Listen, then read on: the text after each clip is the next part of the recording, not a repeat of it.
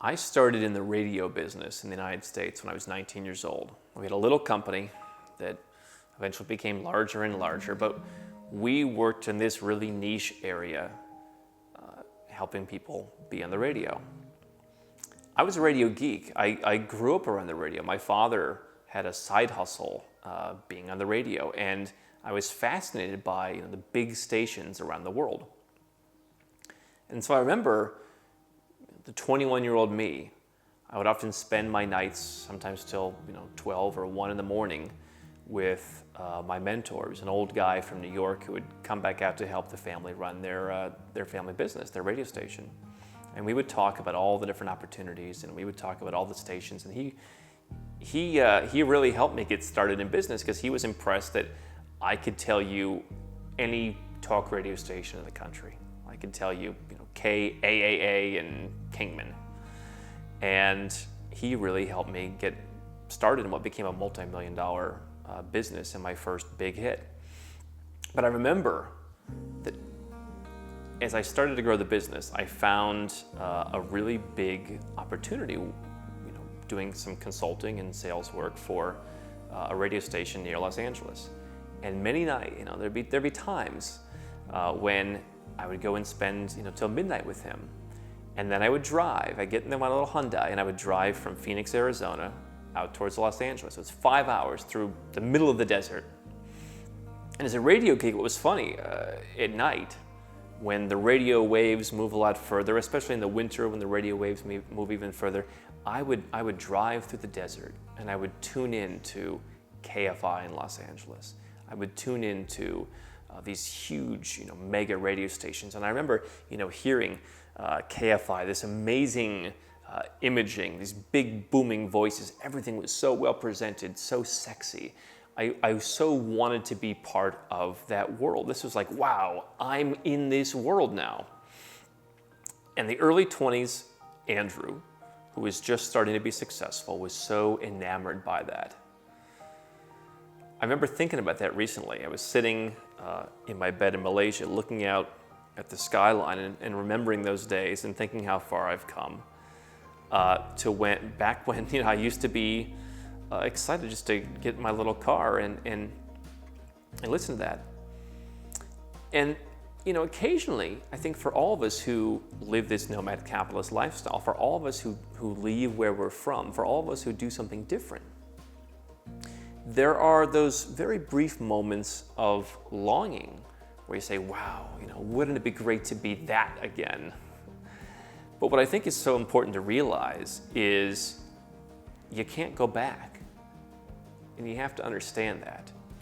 Those memories that I occasionally tune into of being 21 and young and free and just starting in business and not really having that much money, and but just starting to make money and just starting the business and all those different things, those are all the factors that contributed to that particular moment that gave me those emotions. What I've learned from my entire life, even since I was a kid, of talking to people who have been in business for a long time, is that those emotions fade.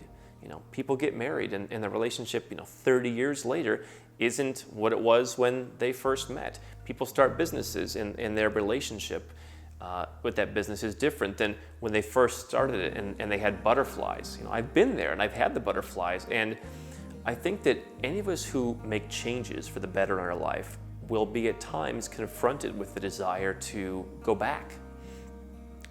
And what I've realized through a lot of reflection on this is it's not driving through the desert that interests us. It's not, pulling off at the one, rest stop halfway through to get your big soda. It's not necessarily listening to the radio station. It's not any of those things. It's the feeling that we had that encompassed the entire experience we were having at the moment. I still like listening, and every once in a while I'll go on and I'll listen to some of the imaging from KFI in Los Angeles, and I'll think, wow. But what I learned from a great friend of mine in the radio business, he was the vice president of a big company. He handled programming for a big radio company.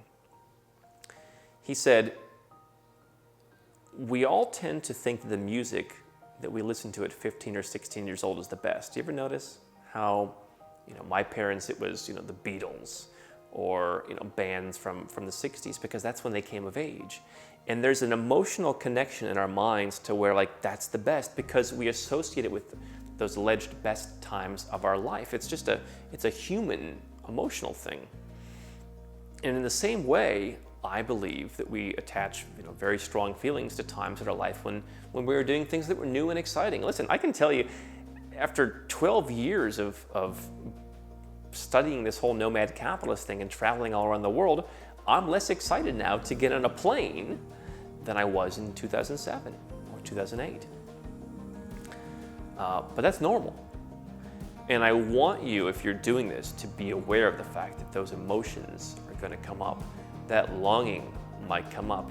The same way the person who is married for 30 years looks at that picture of the first date and says, wow, remember that? I want to recapture that. Things change and emotions change. What I think is important is being focused on where you're at today, being present, being in the moment, and acknowledging that where you're at now is a reflection of everything that you've wanted.